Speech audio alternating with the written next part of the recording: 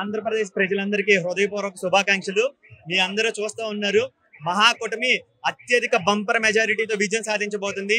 దీనికి కారణం ఈ 5 సంవత్సరాలు జగన్మోహన్ రెడ్డి అనేటువంటి ఒక సైకో నియంతృత్వానికి ఇది నిదర్శనం.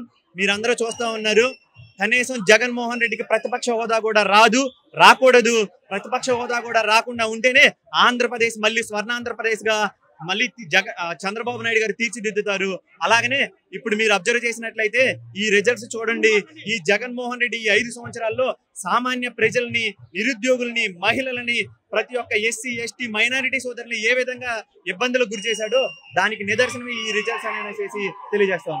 ఇన్ని సీట్లు టీడీపీకి వస్తాయని మీరు ఎక్స్పెక్ట్ చేశారా కూటమికి? 100కి 100% మేము డే 1 నుంచి తెలుగుదేశం పార్టీ కూటమి, జనసేన, బీజేపీ పార్టీల కూటమి అధికారంలోకి సాధించబోతుంది.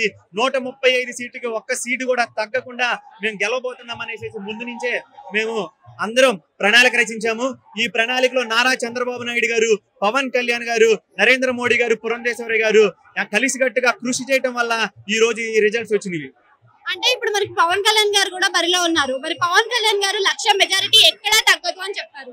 మరి ఎంత మెజారిటీ వచ్చే అవకాశం ఉంది పవన్ కళ్యాణ్? ఖచ్చితంగా పవన్ కళ్యాణ్ గారు ఎన్నో త్యాగాలు చేసేసి జనసేన పార్టీ 22 స్థానాలు తీసుకొని కూడా తెలుగుదేశం పార్టీ, బీజేపీ పార్టీలు ఈ రాష్ట్రంలో అధికారంలోకి రావాలి అని కృషి చేశారనేసి తెలియజేస్తోంది.